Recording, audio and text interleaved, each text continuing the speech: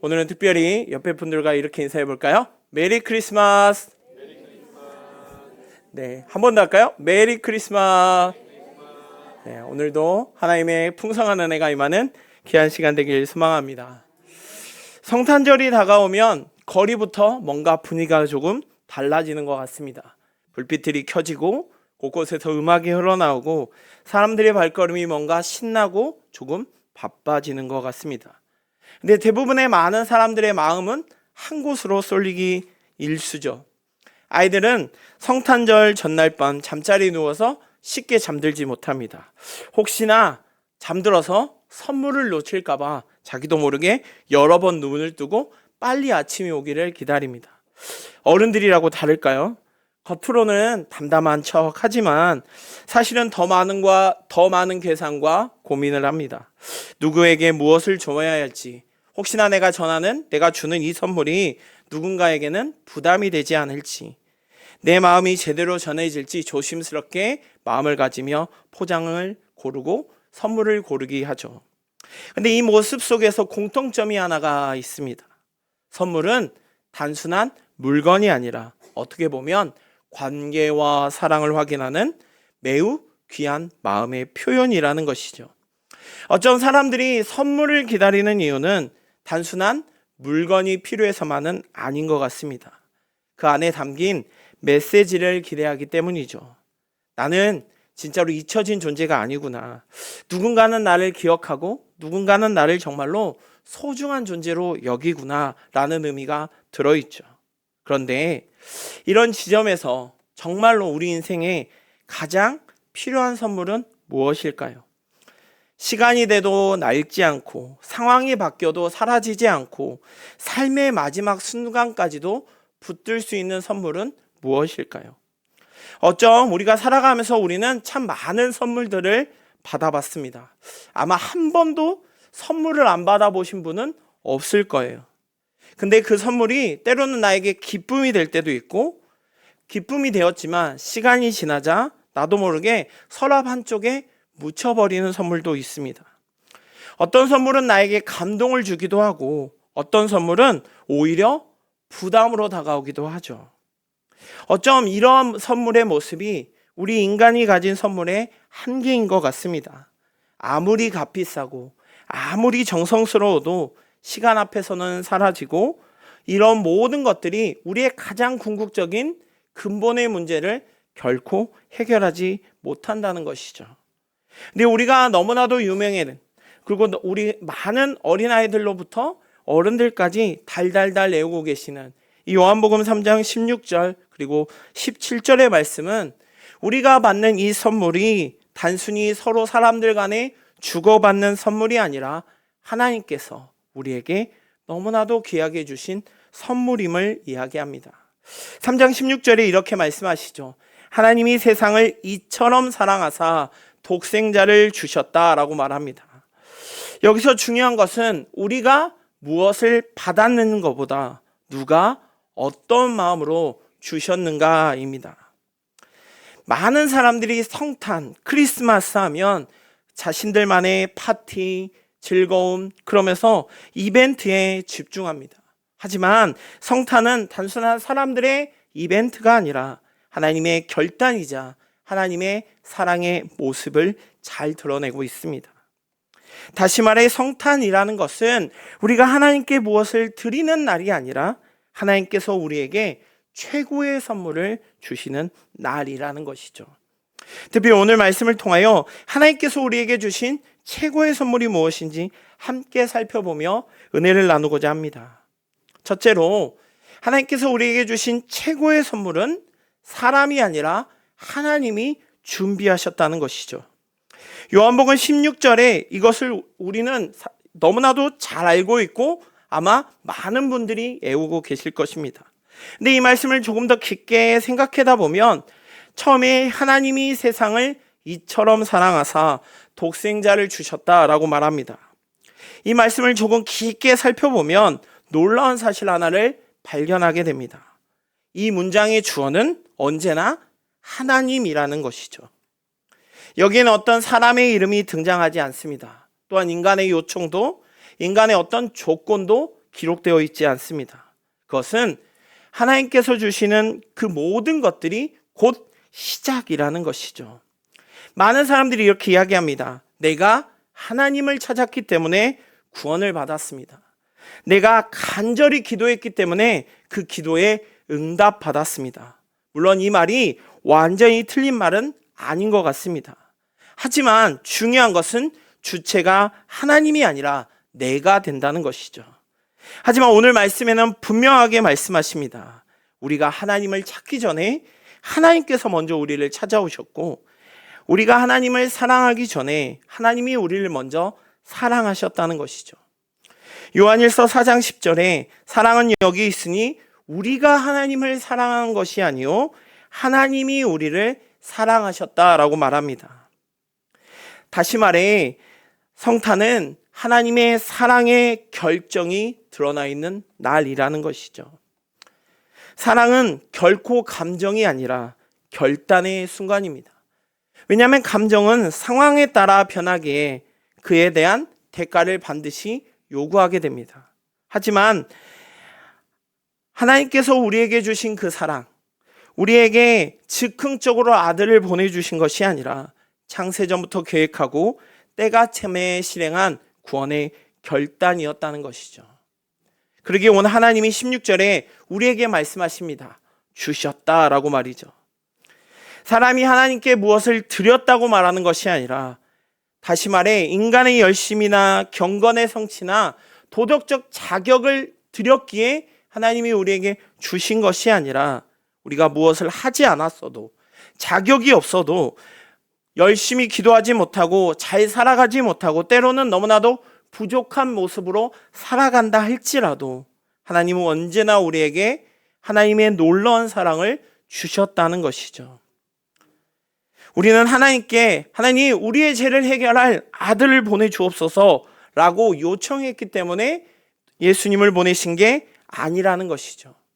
오히려 우리의 모습을 살아보면 우리는 죄 가운데서 하나님을 찾기보다는 도망가기에 바빴고, 하나님을 의지하기보다는 자기의 길을 쫓아갈 때가 훨씬 더 많았습니다. 그럼에도 불구하고 하나님은 우리를 포기하시거나 외면하시지 아니하시고 오늘 말씀처럼 주셨다는 것이죠. 이것이 바로 하나님께서 값없이 베풀어 주신 놀라우신 하나님의 은혜인 것입니다. 성탄만 되면 TV나 영화나 그리고 백화점 수많은 곳곳에서 특별한 이벤트를 벌입니다. 그런데 성탄은 결코 사람이 만든 절기가 아니라는 것이죠. 왜냐하면 인간의 계획한 행사가 아니라, 인간이 기획한 이벤트가 아니라 하나님이 오래전부터 준비하신 구원의 날이라는 것이죠.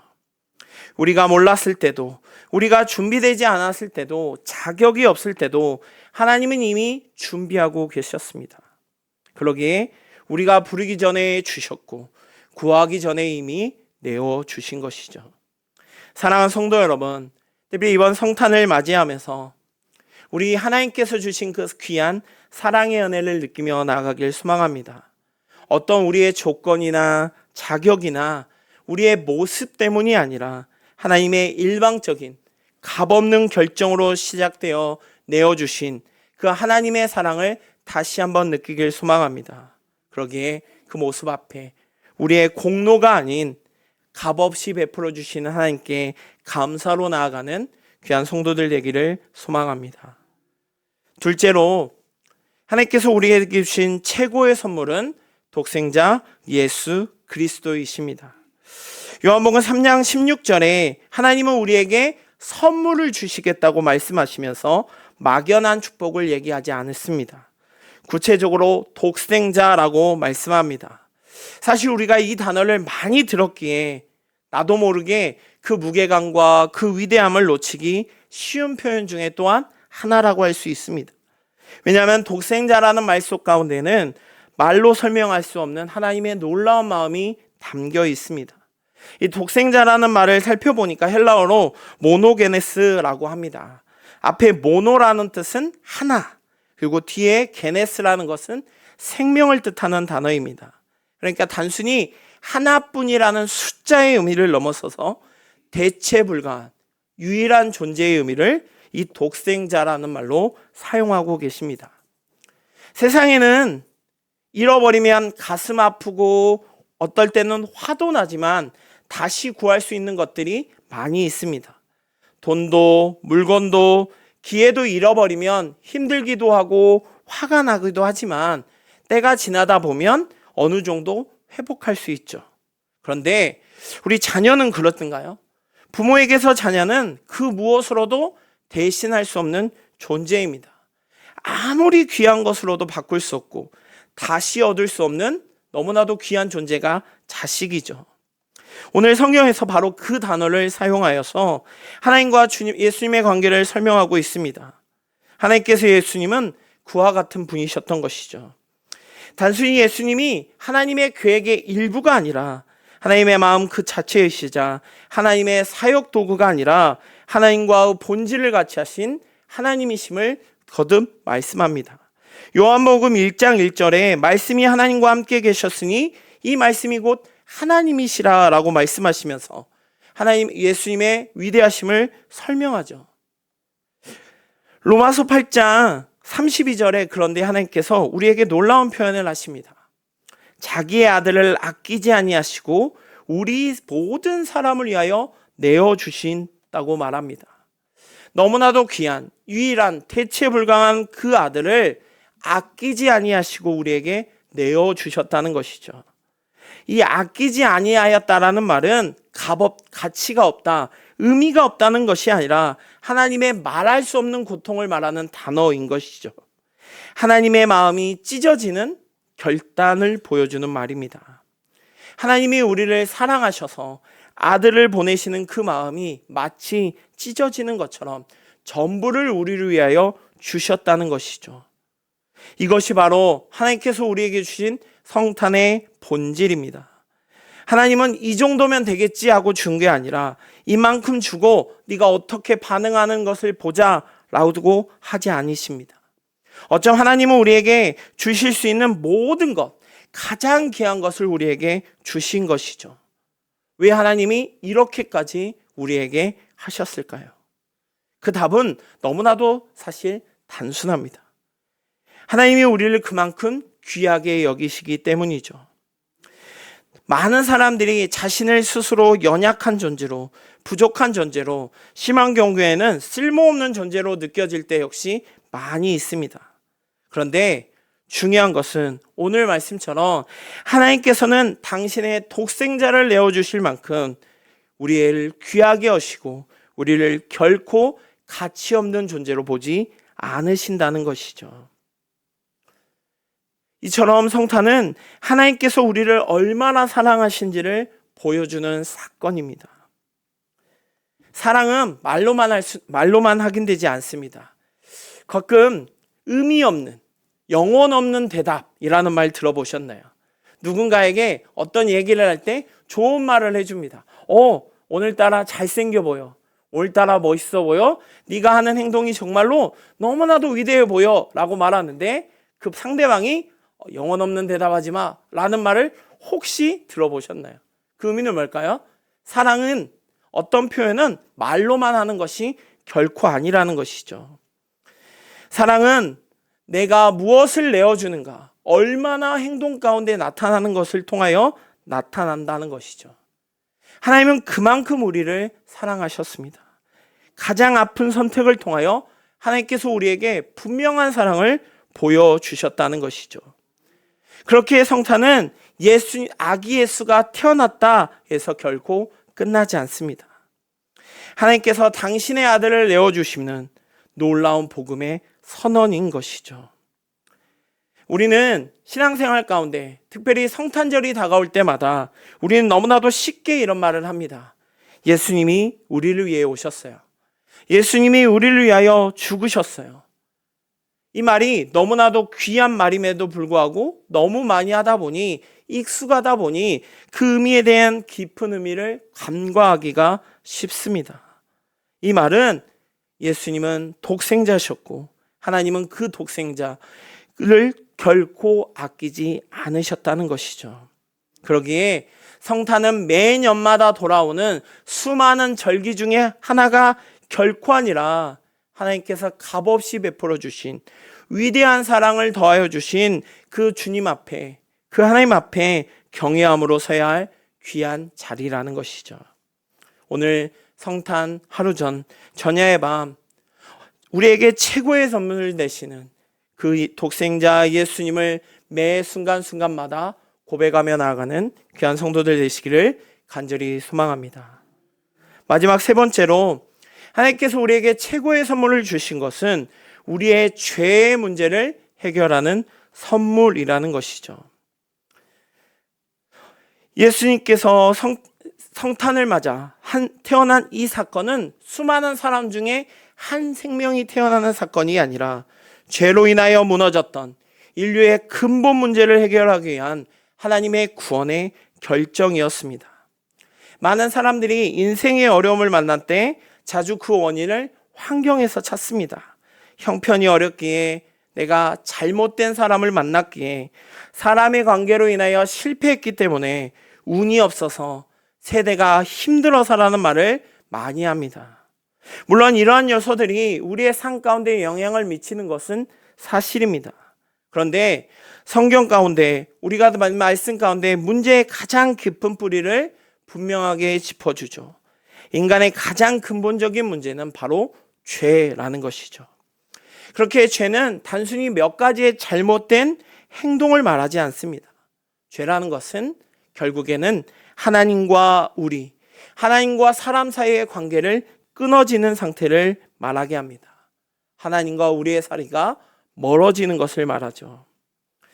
죄의 본질은 결국 하나님 없이도 잘 살 수 있다는 착각, 하나님이 아닌 내가 주인이 되려는 태도, 거기서 말미암아 하나님과 나 사이를 갈라놓는 그 모습입니다. 또한 죄의 결과 역시 분명하게 나타납니다.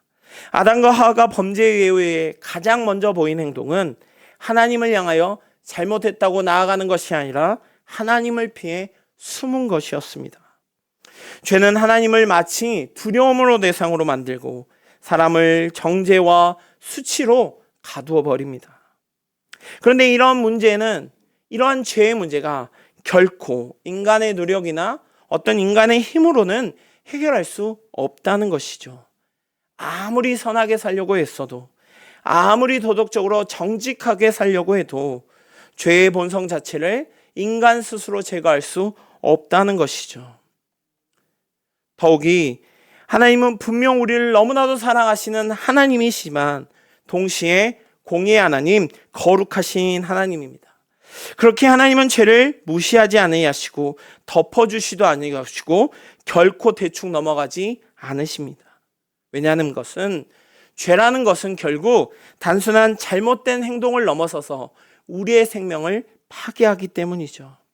만약 하나님이 괜찮다, 이번만 그냥 대충 넘어가자 했다면 그것은 하나님이 우리를 향한 사랑이 아니라 어쩜 우리를 향한 방임인 것이죠. 하나님은 분명 우리의 죄를 용서하십니다. 그런데 값없이 용서하지 않으셨습니다. 우리에게 죄의 문제를 해결하기 위하여 우리에게 더 많은 율법을 주신 것이 아니라, 더 엄격한 심판을 먼저 행하신 것이 아니라, 오히려 하나님은 그럼에도 불구하고 심판자가 아니라 구원자로 우리를 위해 아들을 보내주셨죠. 요한복음 33장 17절에 이렇게 분명하게 말씀합니다. 하나님이 그 아들을 세상에 보내신 것은 세상을 심판하려 하심이 아니야, 그로 말미암아 세상이 구원을 받게 하려 하심이라 라고 말합니다. 하나님께서 그 아들 된 예수님을 이 땅 가운데 보내신 것은 정죄의 손을 들고 오신 분이 아니라 구원의 손을 내밀고 오신 분이라는 것이죠. 우리의 죄를 폭로하기에, 우리의 모든 잘못을 정죄하기 위해서 오신 것이 아니라 우리의 죄를 예수님의 몸에 대신 지기 위하여 오셨다는 것이죠. 많은 사람들이 예수님에 관한 성탄절하면 예수님께서 구유 안에 태어나신 이야기는 대부분 많이 합니다. 우리뿐만 아니라 주님을 알지 못하는, 하나님을 알지 못하는 사람들 역시 알고 있습니다. 그리고 곳곳에서 그와 관련된 동화나 드라마나 많은 것들을 보여줍니다. 근데 이것만 기억한다면 우리에게 주시는 하나님께서 참된 복음을 온전히 이해하는 것이 아니라 오히려 절반도 이해하지 못하는 것이죠. 왜냐하면 예수님께서 말구에 태어나신 그 순간부터 십자가를 향하여 놓인 시점이었다는 것이죠. 예수님께서 자라 가르치시고 병자를 고치고 마침내 십자가를 지셨습니다. 그 십자가에서 우리의 죄값을 대신 치르셨다는 것이죠. 어쩜 우리는 공짜로 그 구원의 대가를 받았지만 하나님은 가장 비싼 대가를 치르셨다는 것이죠. 구원은 놀라운 하나님께서 우리에게 주시는 은혜입니다. 그리고 우리는 그것을 공짜로 받았습니다. 그것은 값이 없어서, 값어치가 없어서가 아니라 모든 것을 누군가가 지불했기 때문이죠. 예수님의 십자가는 하나님께서 치르신 가장 비싼 대가였습니다. 그렇기에 오늘 이 시간 성탄을 기억하면서 예수님께서 이 땅에 오셔서 우리를 위하여, 죄를 위하여 십자가에 죽으신 그 놀라운 은혜를 기억하는 시간 되길 소망합니다. 사랑하는 성도 여러분, 이보다 더 큰 선물이 있을까요?